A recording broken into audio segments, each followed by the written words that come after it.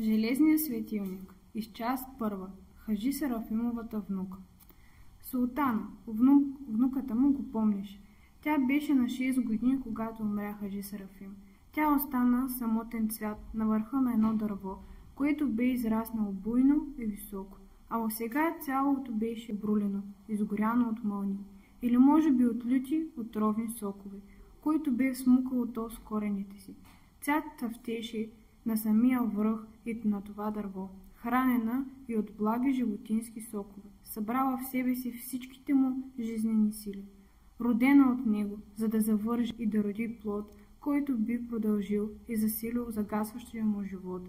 Султана помнеше само дядо си, но познаваше живота и на баща си, и на прадядо си Огнен, и на прадядото си Марко. Познаваше майка си и всичките си баби и прабаби. Познаваше живота им, макар само по спомени и сказни.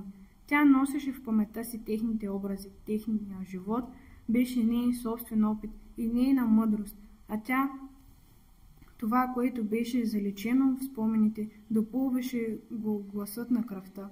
Султана се държеше здраво за дървото, на което бе израснало като последен цвят и плод, и беше, може би, по-жизнено от него, събрала в себе си всичките му сили. Тя беше много малка още, когато остана пълен сирак, а баба и Хаджи Серафимовица беше жена, която никога не бе познавала немотия и нужда. Тъй сега не искаше да се лиши от нищо.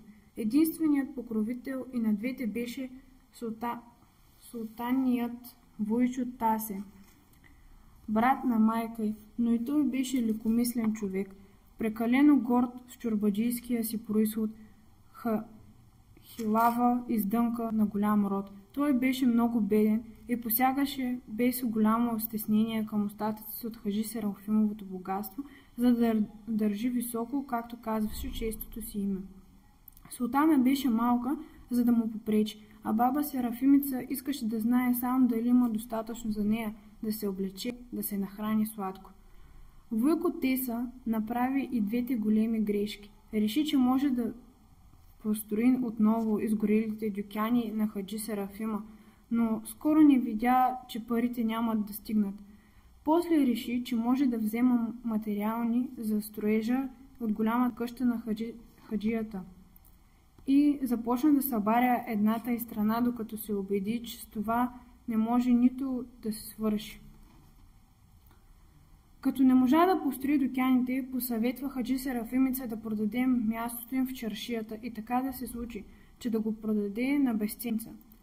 Войчо Теса винаги започваше с големи планове и никога нищо не можеше да свърши разумно. Когато султана навърши 13-14 години, те с баба си живееха в една пълна бедност и ако тя малката не беше взела всичко в ръцете си, биха гладували. Това стана един ден, когато баба й, Хаджи Серафимовица, поиска да си направи нов алтезан кюрк. Имаш си още дрехи, бабо хаджийки, каза и султана. Пък и не ти прилича нов атлазен кюрк.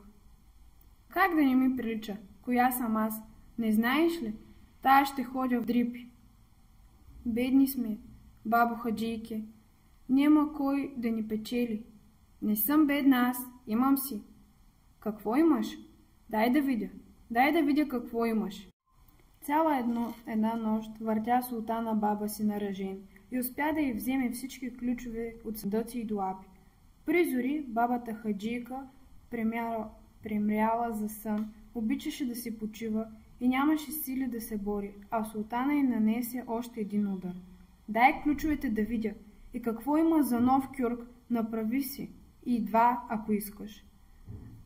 На, кучки, вземи ги, пусти да отпустеят, предаде и баба хаджийка Серафимовица. Султана остави да спи и прероби всички съндъци, дуапи и скривалища. Намери някои накити, намери и малко пари. Сега ги заключи тя и прибра ключовете у себе си. Баба Хаджи Серафимовица остави със старите си кюркове. Войчо Теса остана сам да се грижи за почтеното си място. Султана броеше и преброяваше всяка аспа, която трябваше да похарчи, и малкото богатство, което държеше в ръцете си.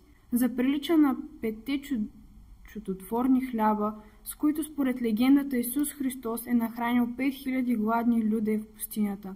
Години наред живееха 2 жени, мъчен живот, но не останаха без залък хляб, без топливо, без прилични дрехи. Когато султана навърши 16 години, дойдоха стройници да я искат за някакъв момък. Тя сама намери начин да проучи какъв беше този жених и накрая баба си да му откаже.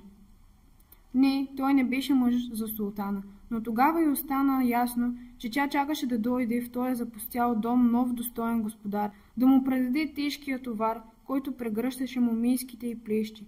Тя чакаше и се готвеше да го посрещне в момийските си мисли, надежди и мечти. Годините минаваха, но вече никой не дойде да я иска. Излязло и бе име, че е люта и горделива мома. Имаше и нещо друго по-важно. За бедните в Преспа тя беше от голям род, а за богатите беше много бедна. Ето, дойде Стоян Главушев. Довея го тънко пред портата на султана. Последната зимна вихрушка. Той беше млад, здрав мъж, хубав, с младостта си и голямата си сила. Султана постоянно го наблюдаваше, разглеждаше го, скрита зад закнижените малки прозорчета на стаята от към чардака. Тя следеше живота му, до толкова и беше възможно.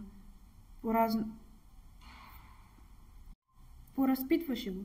Все тъй набързо и уж случайно, загушила се в приказките му. Но беше много трудно да се проникне в мисълта, в душата на простия невиден момък. Той нищо не скриваше и не умееше да скрие. Когато реши султана да въведе него, чуждия човек, в дядовата си къща, тя го бе одобрила за свой съпруг. Прост, груб, селянин, но той беше млад, силен момък, с чиста душа. Повече тя не можеше да иска, не можеше вече да я очаква, но бяха само плановете и за бъдещето. Да съжали наново този запустял дом, да създаде семейство, да намери здрава сигурна опора. Напоследък султана започна да се заглежда в младия селянин и с други очи. Тя го очакваше вечер да се върне, изчистваше сутрин на някое от малките прозорчета, за да го изпрати с поглед. Беше и драго да го вижда. Понякога, когато го гледаше, по тялото й побиваха тръпки, но никога не си помисляше да даде воля на това зараждащо се чувство, да го нарече с името му, да му се предаде. Това чувство не достигаше до съзнанието й, за да го признае, като сладостен купнеж на младото и здраво тяло и на моминското й сърце, нито прокълнатата според нейната нравестия хващания отречения греховете на жаждата на тялото, а я тласкаха към младия мъж, а мисълта й, ясна и проницателна, откриваше в него съпруга, бащата на децата й, як стълб на собственият ти дом.